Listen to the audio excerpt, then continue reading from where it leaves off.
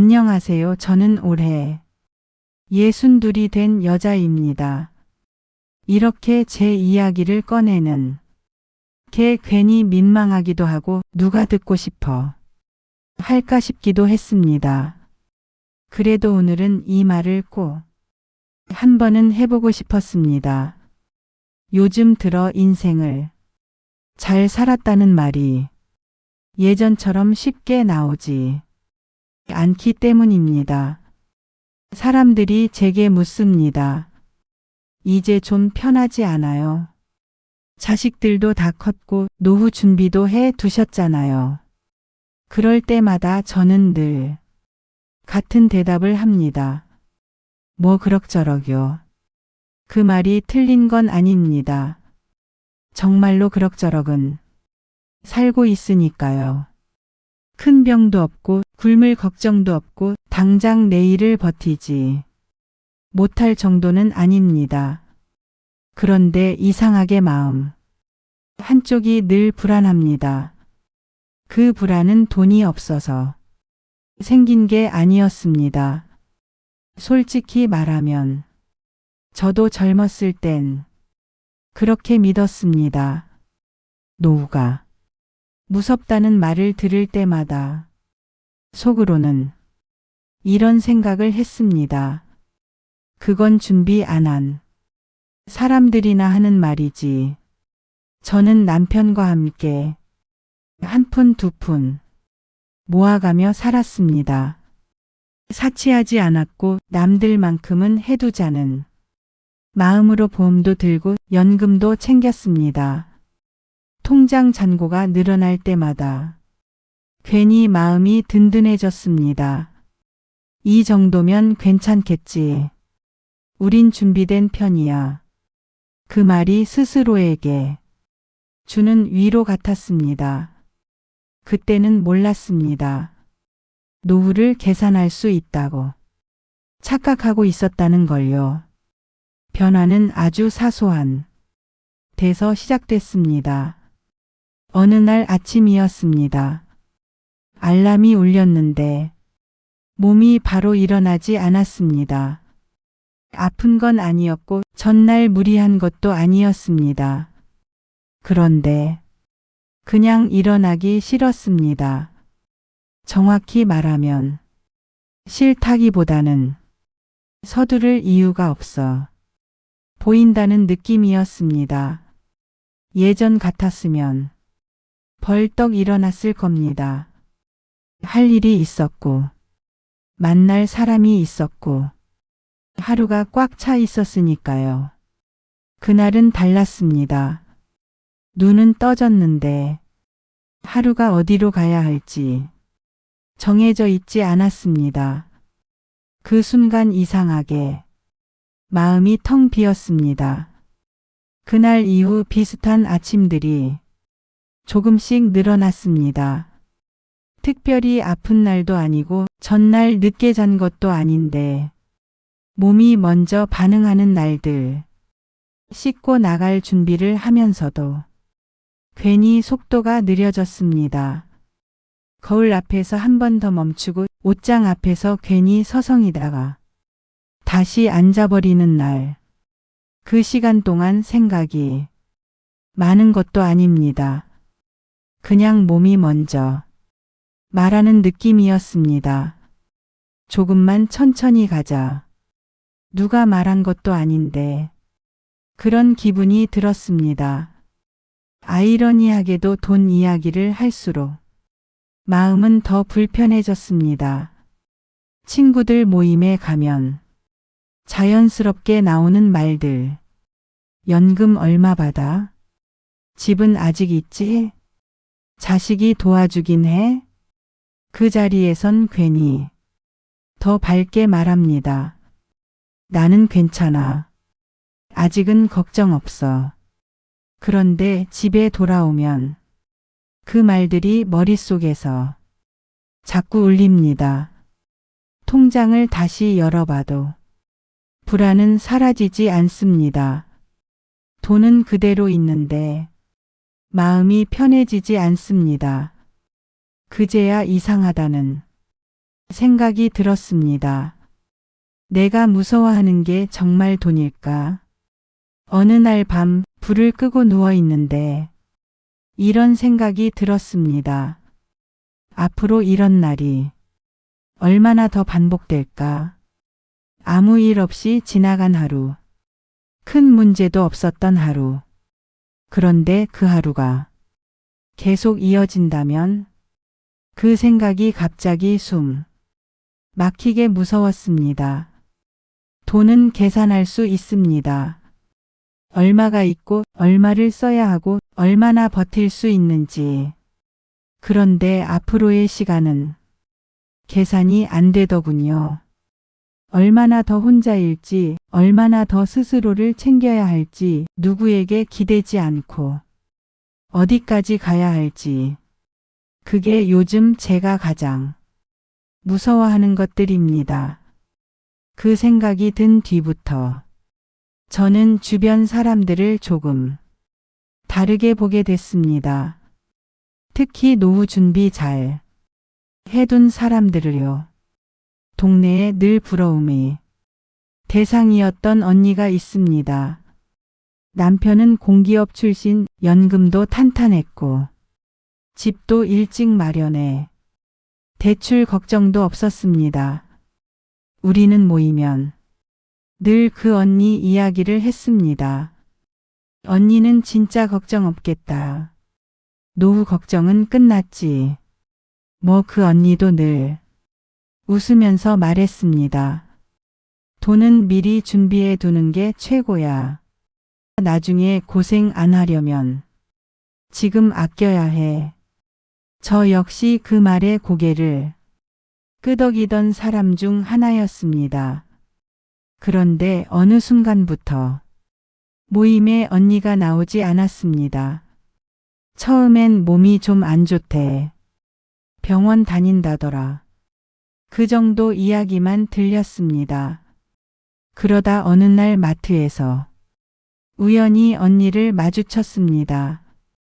그날의 언니는 예전과 너무 달랐습니다. 머리는 정리되지 않은 채였고 표정은 어딘가 멍했습니다. 언니, 요즘 왜 안 나와요? 제가 조심스럽게 묻자 언니는 잠깐 말을 멈추더니 이렇게 말했습니다. 집에 있는 게 너무 힘들어서. 우리는 근처 카페에 앉았습니다. 언니는 말을 이어가다 말다 하더니 결국 털어놓았습니다.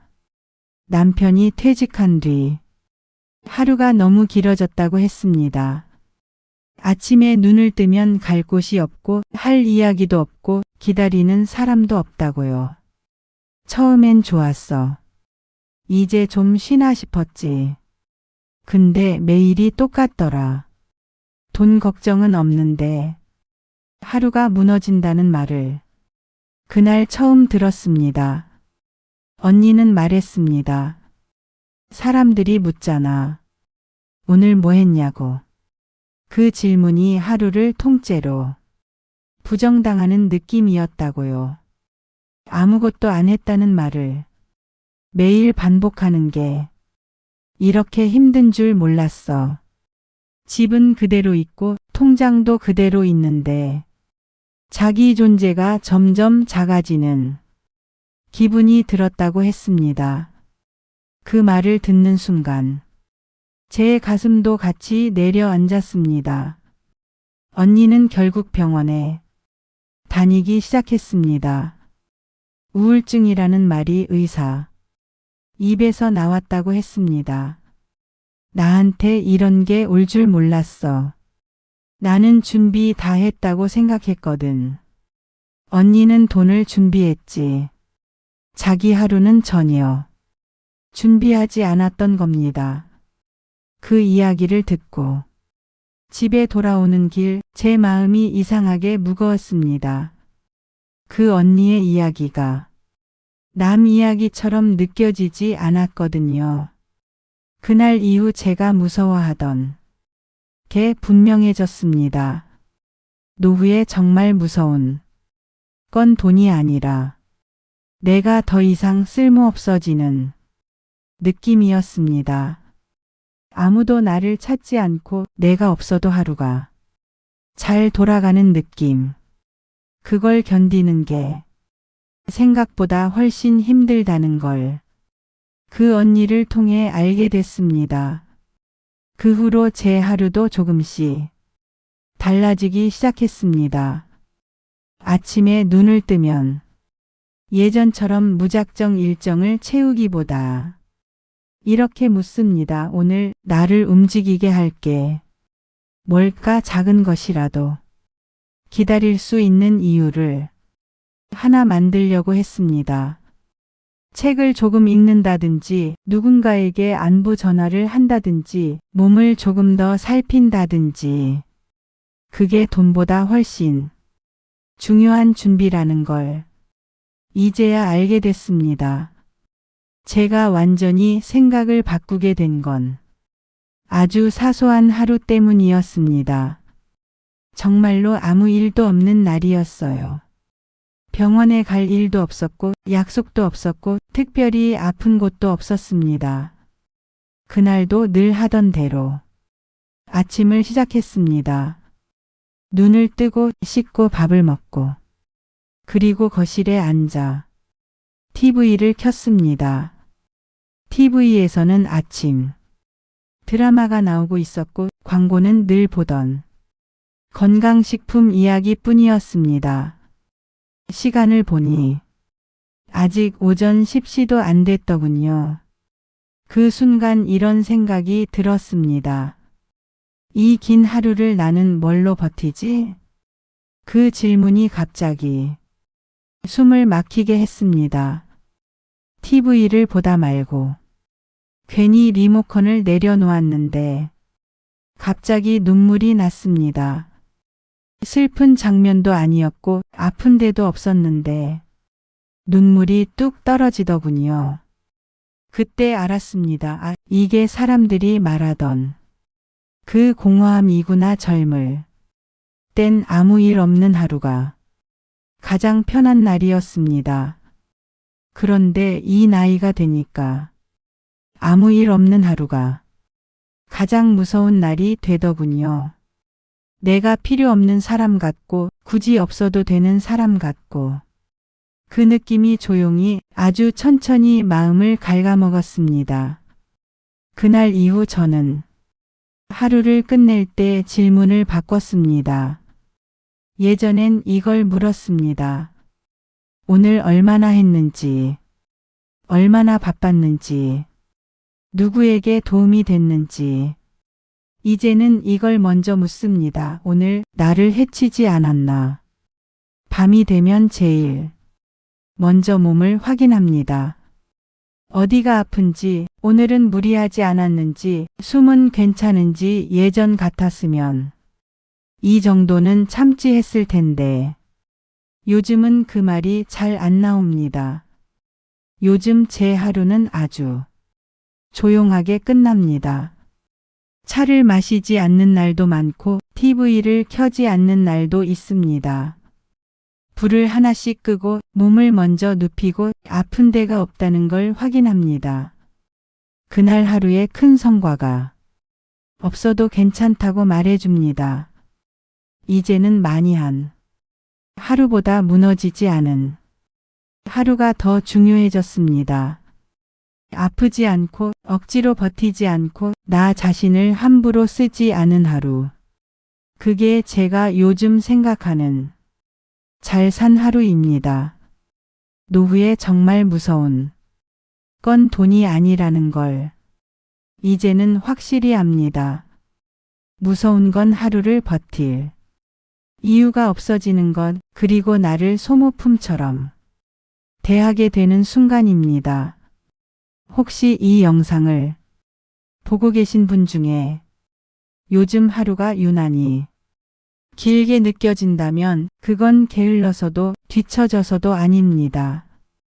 이제 다른 기준이 필요해졌다는 신호일지도 모릅니다. 오늘 하루 얼마나 하셨는지는 중요하지 않을 수 있습니다. 대신 무너지지 않았는지, 몸이 먼저 울지 않았는지 그걸 한 번만 살펴보셔도 좋겠습니다. 요즘 제 하루는 그렇게 끝납니다. 여러분의 하루는 어떻게 끝나고 계신가요?